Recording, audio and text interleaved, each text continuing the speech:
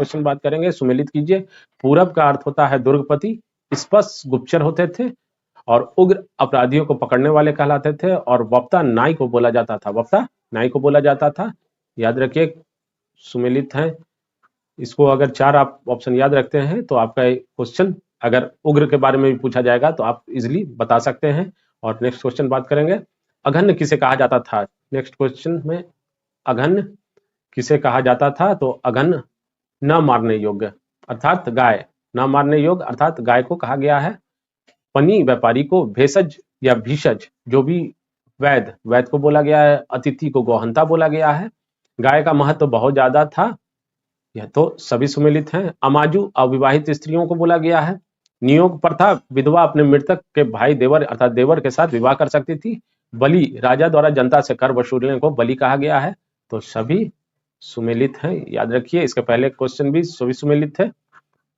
Next question बात करेंगे, question number 24। तो ऋग्वैदिक समाज की सबसे छोटी इकाई निम्नलिखित में से कौन है। तो कुल कहलाती थी। कुल, ग्राम, विश्व, जन ये सारी इकाई है, लेकिन सबसे छोटी इकाई इनके प्रमुख कुलप कहलाते थे। क्या कहलाते थे? कुलप, कुलप कहलाते थे। तो सही जवाब हमारा आंसर बी हो जाएगा, आंसर बी हो जाएगा। नेक्स्ट क्वेश्चन बात करेंगे और जानेंगे, ऋग्वैदिक काल में वर्ण व्यवस्था किस पर आधारित थी। जन पे, शिक्षा पे, व्यवसाय पे।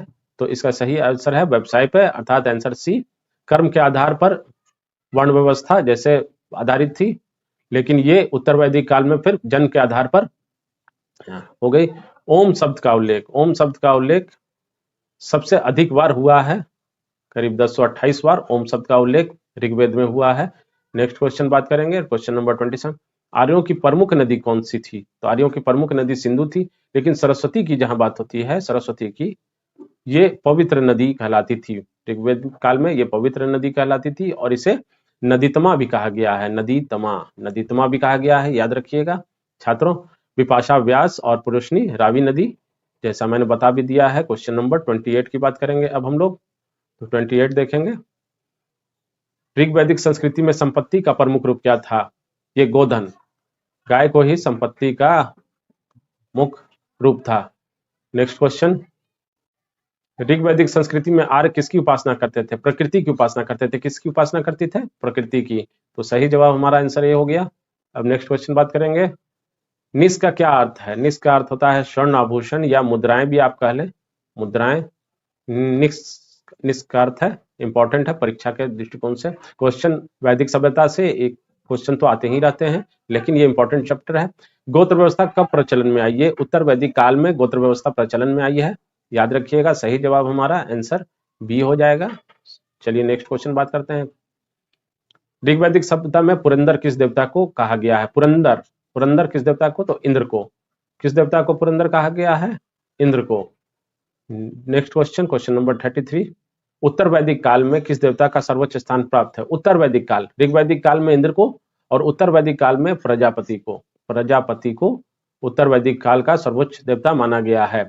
नेक्स्ट, इस समय उत्तर वैदिक काल में कर्मकांड और यज्ञ का महत्व बहुत ज्यादा हो गया था। तो राजसू यज्ञ, राजाभिषेक से संबंधित, राज वाजपेयी यज्ञ, प्रजा के मनोरंजन हेतु किए जाने वाला यज्ञ, अश्वमेघ यज्ञ शक्ति का द्योतक था, राजा द्वारा दिखाई जाने वाली शक्ति।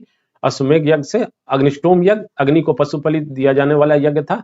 तो आंसर है इसका सभी सुमेलित हैं, सभी सुमेलित हैं। नेक्स्ट क्वेश्चन बात करेंगे, क्वेश्चन नंबर 35 और जानेंगे, इनमें से किस फसल की जानकारी वैदिक काल के लोगों को नहीं थी।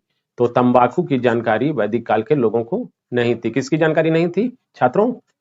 तंबाकू की जानकारी वैदिक काल के लोगों को नहीं थी।